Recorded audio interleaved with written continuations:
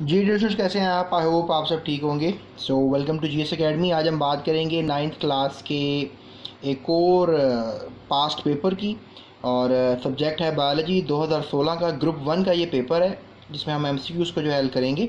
बाकी short questions के लिए आप डिस्क्रिप्शन में लिंक्स देख सकते हैं। मैं आपको ना सिर्फ चैप्टर बताऊंगा बल्कि प्रॉपरली जो है गाइड करूंगा कि कौन से चैप्टर में से ये सवाल आया है और इसके क्या लॉजिकल ये जवाब बनता है। अभी जो आपको टिक नज़र आ रही हैं मे बी ये गलत हों, इसको हम जस्टिफाई करेंगे इंशाल्लाह प्रॉपरली। जी तो स्टूडेंट्स, चलते हैं पहले क्वेश्चन की तरफ। पहला क्वेश्चन जो है किया जा रहा है कि केमिकली एंजाइम्स आर, ये हम पिछले साल भी देखा 2015 के पेपर में भी, डिस्क्रिप्शन में इसका भी लिंक मौजूद है, फॉलो कर सकते हैं। तो प्रोटीन्स जो हैं वो होते हैं एंजाइम्स, याद रखिएगा। All proteins are not enzymes but all enzymes are proteins. तो कार्बोहाइड्रेट्स जो हैं, लिपिड्स और फैट्स हैं, ये बायोमोलिक्यूल्स की कैटेगरी में आते हैं। सो स्कर्वी, ये जो चैप्टर है एंजाइम्स का, दैट इज़ चैप्टर नंबर 6। ये वहाँ से सवाल किया गया। So scurvy is cause due to the deficiency of dash in body. तो नो डाउट विटामिन सी की कमी से ही स्कर्वी होती है। प्रोटीन की कमी से जो है आपको एक बीमारी होती है, दैट इज़ कॉल्ड वॉशरकोर। और मेरेस्मस आपको लिपिड्स की कमी से होती है। विटामिन डी की कमी से रिकेट्स की बीमारी होती है, और लिपिड्स की कमी से मेरेस्मस में आपको बता रहा हूँ। फैट्स और लिपिड्स की कमी से मेरेस्मस होती है, प्रोटीन की कमी से क्वाशरकोर होती है। विटामिन सी की कमी से आपको स्कर्वी की बीमारी होती है, डी की कमी से रिकेट्स की बीमारी होती है। सो चलते हैं तीसरे एमसीक्यू की तरफ। इट इज़ द, ये जो आपसे ये क्वेश्चन किया गया है मिनरल डेफिशिएंसी का या विटामिन सी का, ये किया गया है आपसे न्यूट्रिशन के चैप्टर में से। और जो न्यूट्रिशन का चैप्टर है दैट इज़ चैप्टर नंबर 8। उसके बाद स्टूडेंट्स नेक्स्ट है जी, in it is the site of protein synthesis, यानी प्रोटीन बनाने का काम जो है organelle, that is chapter number 4 cells and tissues. तो ये जो प्रोटीन बनाने का काम है ये राइबोसोम्स करते हैं, इसमें कोई शक नहीं है। वैक्यूल जो हैं ये स्टोर करने का काम करते हैं। बहुत से जो कह लें कि मादे ऐसे हैं जो सेल में फजूल आ जाते हैं विदाउट एनी टेंशन होते हैं। ये कह लें कि कुछ ऐसे मादे जो स्टोर होने चाहिए लाइक ग्लाइकोजन वगैरह, तो वही वैक्यूल्स में स्टोर होते हैं। टेम्प्रेरी स्टोरेज ऑर्गन का काम भी वैक्यूल्स करते हैं। एनिमल सेल्स में वैक्यूल छोटे साइज़ के होते हैं, जबकि आपने देखा है प्लांट सेल में वैक्यूल बहुत बड़े साइज़ का होता है। और माइटोकॉन्ड्रिया एटीपी बनाने के काम आता है, एडिनोसिन ट्राइफॉस्फेट।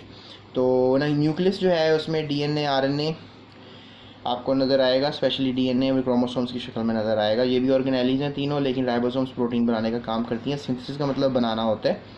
सो नेक्स्ट है question number 4। This blood group is known as universal donor. कौन सा ब्लड ग्रुप, किसी भी फ़र्द का ब्लड ग्रुप ऐसा हो जो किसी को खून दे सकता है, तो वो ए है। और ए बी ब्लड ग्रुप ऐसा है जो किसी से भी ब्लड ले सकता है। तो ये बात हो रही है ब्लड की, तो that is basically transport, chapter number 9। तो बी ब्लड ग्रुप भी होता है, ए बी भी होता है। सो ए बी यहाँ लिखा हुआ है। So O is the right answer. So universal donor, universal acceptor. Okay, चलते हैं अगले एमसीक्यू की तरफ। Scientific study of living organisms is called. Living organisms की साइंटिफिक स्टडी को क्या कहते हैं? तो स्टूडेंट्स याद रखिएगा, scientific study of living organisms तो बायोलॉजी होती है। तो आप ये पहले चैप्टर से समझ लो, सवाल चैप्टर नंबर 1 से है। बायोटेक्नोलॉजी आपको पता है कि जानदारों को ह्यूमन काइंड की वेलफेयर के लिए यूज़ करने को कहते हैं। केमिस्ट्री में आप स्ट्रक्चर, केमिकल रिएक्शन, कॉम्पोजिशन वगैरह केमिकल्स की स्टडी करते हो। और जियोलॉजी में ज़मीन की स्टडी होती है। जियो का मतलब होता है अर्थ, और geology mean study of earth, ठीक है। उसके बाद नेक्स्ट क्वेश्चन है question number 6। ATP is an example of. ATP आखिर क्या है? Adenosine triphosphate. तो एडिनोसिन ट्राइफॉस्फेट जो है वो एटीपी है। ये क्या है? ये बेसिकली कह लें कि आप न्यूक्लियोटाइड है, ठीक है। न्यूक्लियोटाइड होता है ये। अमाइनो एसिड से प्रोटीन बनते हैं, फैटी एसिड से जो है कॉम्प्लेक्स लिपिड्स भी बन सकते हैं, न्यूक्लिक एसिड से जो हैं आप डीएनए को बनाने और आरएनए को बनाने का काम लेते हो। नो डाउट डीएनए आरएनए भी जो है वो न्यूक्लियोटाइड्स के ही बने हुए होते हैं। तो ये न्यूक्लियोटाइड्स क्या होते हैं, इसकी स्टोरी इंशाल्लाह आने वाले वक्त में हम आपको क्लियर करेंगे। सो चलते हैं अगले क्वेश्चन की तरफ। स्टूडेंट्स नेक्स्ट क्वेश्चन है, Jabir bin Hayyan was born in. Jabir bin Hayyan कहाँ पैदा हुआ? और ये जो एटीपी का सवाल है स्टूडेंट्स है चैप्टर नंबर 7 से लिया गया है, बायो एनर्जेटिक्स। और जाबिर बिन हयान कहाँ पैदा हुआ? जाबिर बिन हयान ईरान में पैदा हुए थे, फिर इराक़ में मेडिसिन प्रैक्टिस करने गए। कुवैत में नहीं हुए थे, ना ही चाइना में हुए थे। सो जाबिर बिन हयान का सवाल पहले चैप्टर से लिया गया। उसके बाद है at which stage of cell double its chromosome. Cell cycle से सवाल लिया गया, चैप्टर नंबर 5 है। और कौन से फेज़ में जो है डुप्लीकेशन ऑफ क्रोमोसोम्स होता है, यानी डबल होता है क्रोमोसोम, तो नो डाउट एस फेज़ ही है। G1 फेज़ में तैयारियां हो रही होती हैं, G2 फेज़ में भी डिवीजन के लिए तैयारियां हो रही होती हैं, और GO फेज़ में तो सेल थोड़ी देर के लिए रुक जाता है, अपने सारे फंक्शन को रोक देता है टेम्प्रेरी तौर पे, परमानेंट तौर पे भी समटाइम्स ऐसा होता है। और इसके अलावा और भी बायोलॉजी है, मैंने चैप्टर वाइज पढ़ाया हुआ है, आप मेरे चैनल को विजिट कर सकते हैं, तमाम बायोलॉजी के लेक्चर जो हैं आप देख सकते हैं। तो चलते हैं क्वेश्चन नंबर 9 की तरफ। स्टूडेंट्स, क्वेश्चन नंबर 9 में सवाल किया जा रहा है कि जो नेशनल एनिमल है पाकिस्तान का वो कौन सा है। तो मारखोर है, और आपसे सवाल ये है कि मारखोर बताएं कि पाकिस्तान की कौन सी नेशनल पार्क में महफूज कर लिया गया है। तो ये भी क्वेश्चन, इसका आप कमेंट में जवाब दे सकते हैं। इसके अलावा आइबेक्स भी बहुत बड़ा जानवर है, it's very nice and very ज़बरदस्त किस्म का जानदार। यूरियल चकोर, चकोर परिंदा है, ये बर्ड है, पाकिस्तान का नेशनल बर्ड जो है वो चकोर है, वेरी ब्यूटीफुल बर्ड।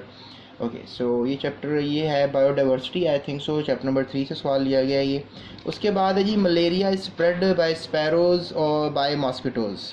स्प्रेड, अब ये देखो स्टूडेंट्स, याद रखो कि जो स्पैरोज़ को मच्छर काटते हैं ना, और जो इंसानों को काटता है वो फ़र्क है। जो इंसानों को काटता है उस मच्छर का नाम एनोफिलिस है, और जो चिड़िया को मच्छर काटता है वो फिर इंसानों को नहीं काट सकता, और उस मच्छर का नाम क्यूलिक्स है। अब क्योंकि सर मच्छर की भी किस्में होती हैं, तो आंसर इज यस, मच्छरों की भी बहुत सी किस्में होती हैं। और डींगी भी एक मच्छर का ही नाम है, वैसे तो कहेंगे डींगी जो है एक वायरस का नाम है बेसिकली। और जो डींगी मच्छर जिस मच्छर डींगी जिस मच्छर में होता है वो बेसिकली एडीज इजिप्टी नाम है इस मच्छर का।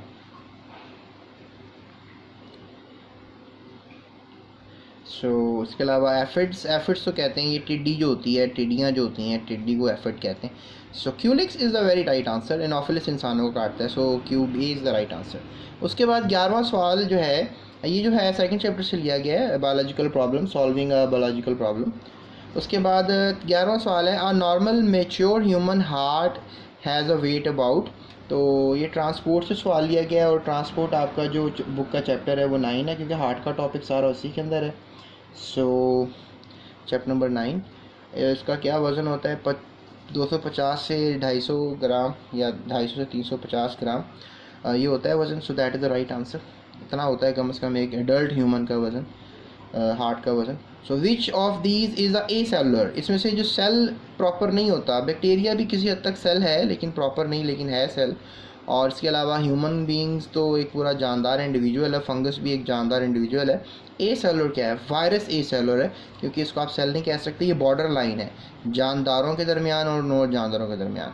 मतलब वायरस कभी कभी डेड भी रहते हैं, और वैसे भी आजकल एक वायरस बड़ा मशहूर हो रहा है, दैट इज़ कोरोना वायरस। सो पहले पोलियो का वायरस भी आपने सुना होगा, हेपेटाइटिस के बहुत से वायरस होते हैं, लिवर की डिजीज़ होती है, इसके अलावा और भी बहुत सी नॉलेज है। तो स्टूडेंट्स, ये था हमारा आज का लेक्चर, जिसमें हमने आपसे सारे एमसीक्यूज़ की बात की जो कि 2016 में आए। 2016 के अंदर जो पेपर हुआ था बायोलॉजी का, उसके जो एमसीक्यूज़ मैंने आपको अभी बताए। मज़ीद क्वेश्चंस के लिए और मज़ीद वीडियोस के लिए आप मेरे साथ रहिएगा इस चैनल पे। अभी जो है इस चैनल को सब्सक्राइब कर लें और बेल आइकन को हिट करें ताकि मज़ीद वीडियोस आप तक पहुंचती रहें। अभी तक के लिए इतना ही, अपना बहुत ख्याल रखिएगा और दूसरों का भी बहुत ख्याल रखिएगा। बहुत शुक्रिया।